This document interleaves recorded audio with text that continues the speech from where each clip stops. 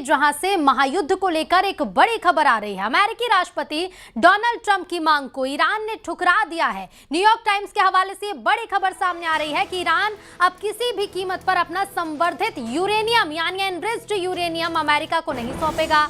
अमेरिकी राष्ट्रपति Donald Trump ने ईरान के सामने शर्त रखी थी कि शांति समझौते के लिए ईरान को अपना पूरा यूरेनियम स्टॉक या तो अमेरिका के हवाले करना होगा या फिर उसे नष्ट करना होगा। लेकिन न्यूयॉर्क टाइम्स की रिपोर्ट में दावा किया गया कि ईरान ने ट्रंप की इस मांग को पूरी तरह से खारिज कर दिया है। माना जा रहा है कि ईरान के इस कड़े रुख के बाद अब दोनों देशों के बीच चल रही शांति वार्ता की कोशिश एक बार फिर फेल हो सकती है। मिडिल ईस्ट में एक बार फिर युद्ध के बादल मंडराने लगे हैं, क्योंकि अमेरिका पहले ही साफ कर चुका है कि बात नहीं बनी तो सैन्य कार्रवाई दोबारा शुरू हो सकती है। तो डोनाल्ड ट्रंप की मांग को खारिज कर दिया गया है।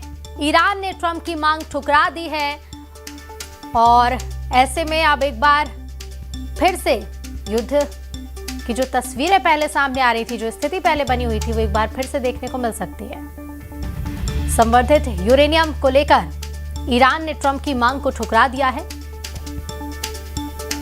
अमेरिकी राष्ट्रपति डोनाल्ड ट्रंप ने जो मांग की थी उसे ईरान ने ठुकरा दिया है।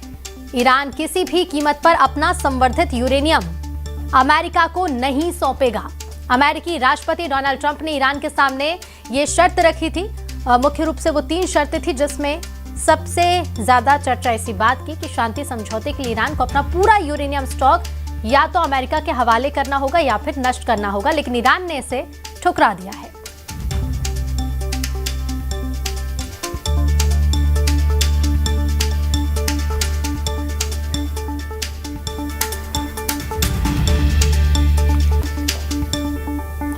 और अमेरिका और ईरान के बीच युद्ध की चिंगारी एक बार फिर से भड़क सकती है। अमेरिका ने ईरान को सबसे बड़ी और सीधी चेतावनी दी है। पेंटागन प्रमुख ने 2 टूक शब्दों में यह साफ कहा है कि अगर अमेरिका के साथ ईरान ने समझौता नहीं किया तो अमेरिका ईरान पर दोबारा सैन्य कार्रवाई शुरू करने के लिए पूरी तरह से तैयार है। पेंटागन प्रमुख ने साफ कहा कि अमेरिका के पास हथियारों और संसाधनों की कोई कमी नहीं है। वो वैश्विक स्तर पर किसी भी चुनौती से निपटने की पूरी क्षमता रखता है।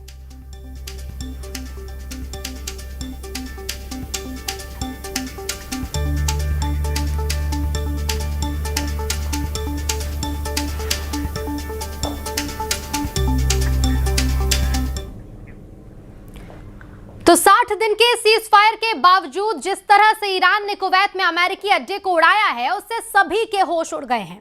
हमले के लगभग 30 घंटे बाद आई रिपोर्ट में यह दावा किया गया कि अमेरिका के सबसे advance air defence system Iran की फतेह 110 मिसाइल को रोक नहीं पाए हैं। ईरानी मिसाइल ने कुवैत में मौजूद अमेरिका अड्डे अली अल सलेम एयरबेस को उड़ा दिया है।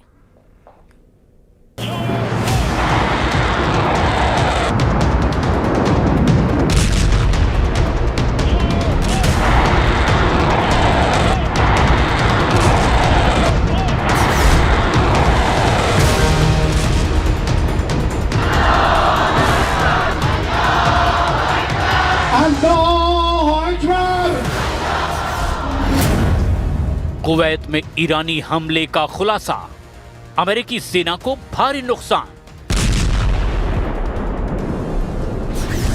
ईरान युद्ध और तनाव को लेकर जो हालात इस वक्त चल रहे हैं, उन्हें देखकर लगता नहीं है कि ईरान अमेरिकी शर्तों और ताकत के सामने झुकने वाला है।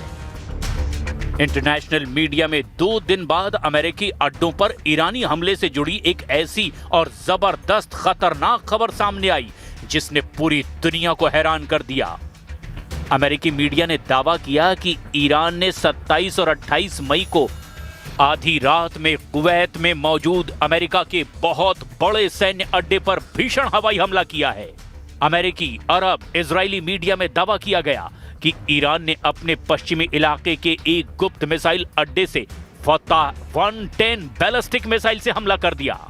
इस रिपोर्ट की फुल डिटेल हम आपको बताने वाले हैं और साथ ही हम आपको ये भी बताएंगे कि ईरान पर हमला करने और ना करने को लेकर के 2 घंटे तक ट्रंप ने जो मीटिंग की थी उसकी डिटेल क्यों नहीं दी जा रही है। दावा तो यहां तक किया जा रहा है कि अब ईरानी जनता भी अमेरिका के खिलाफ तेहरान की सड़कों पर उतर चुकी है।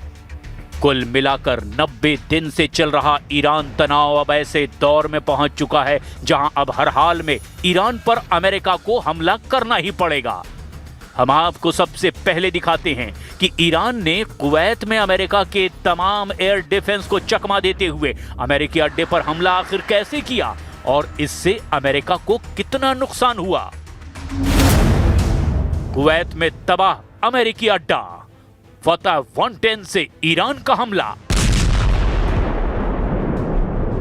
काफी धमकियों और तैयारियों के बावजूद अमेरिका ईरान को ना तो झुका पा रहा है और ना ही शर्तें मानने के लिए मजबूर करवा पा रहा है।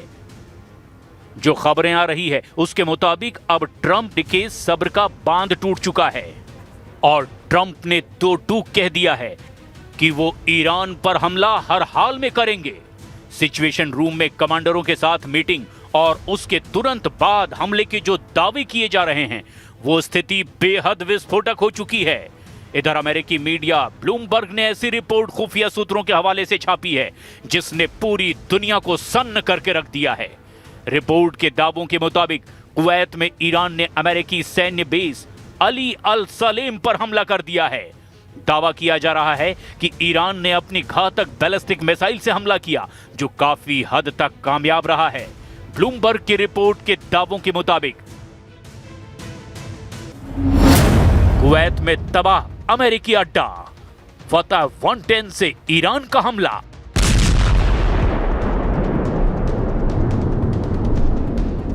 ईरान ने अमेरिकी सैन्य बेस पर ताजा और बड़ा हमला किया है। इस भीषण स्ट्राइक में कई अमेरिकियों के घायल होने की भी खबर है।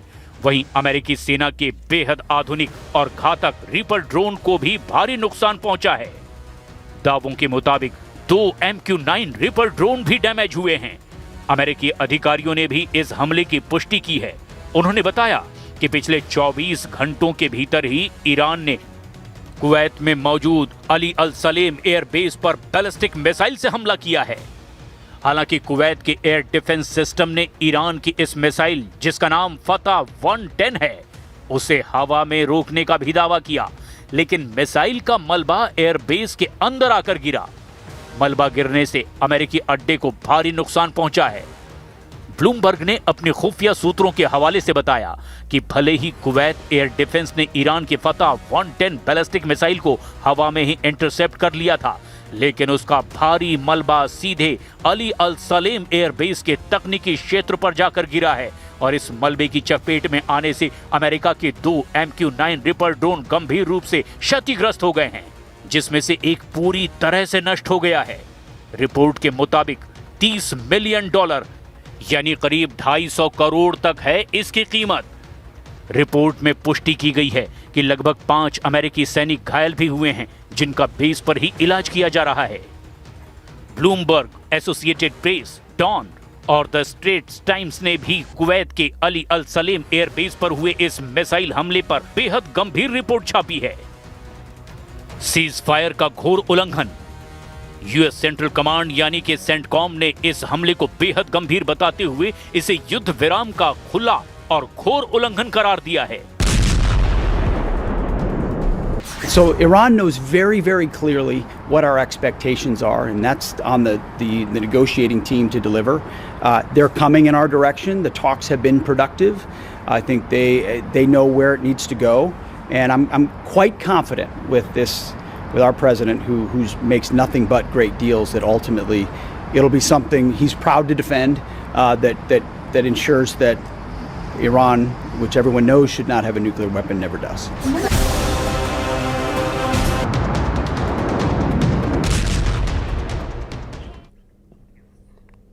इधर मध्य प्रदेश के राजगढ़ जिले से पानी की भारी किल्लत और जनता